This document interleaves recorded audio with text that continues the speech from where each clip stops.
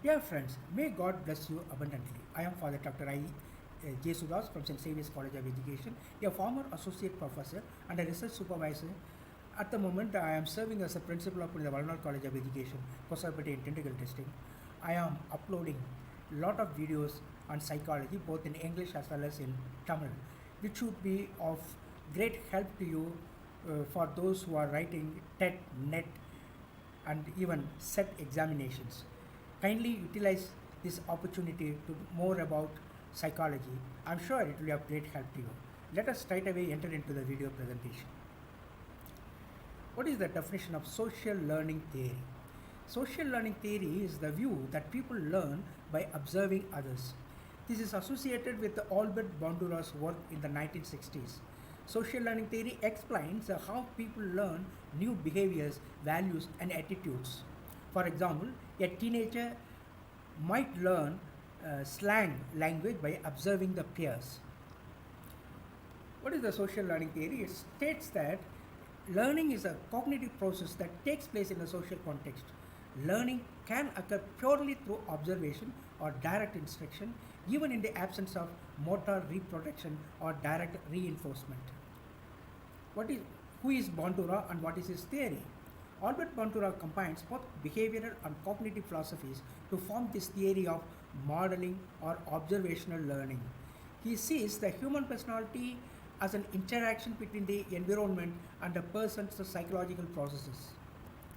In social learning theory, Albert Bandura agrees with the behaviorist learning theories of classical conditioning and operant conditioning.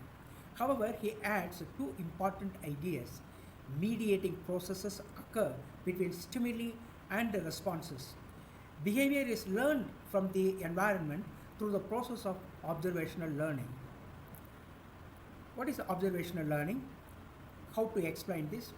Children observe the people around them behave in various ways. This is illustrated during the famous Pogo doll experiment that happened in 1961. Individuals that are observed are called models. In society, children are surrounded by many influential models such as parents within the family, characters on children's TV, friends within their peer group, and teachers at school. These models provide examples of behavior to observe and imitate. Example, masculine and feminine, pro and antisocial traits, etc. Children pay attention to some of these people, namely models, and encode their behavior. At a later time, they may imitate or copy the behavior they have observed. If a child imitates a model's behavior and the consequences are rewarding, the child is likely to continue performing that behavior.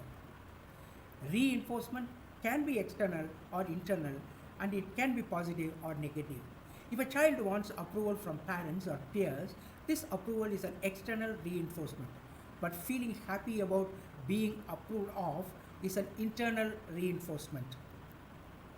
A person learns by observing the consequences of another person, that is, models another person's behavior. Example, a younger sister observing an older sister being rewarded for a particular behavior is more likely to repeat that behavior herself.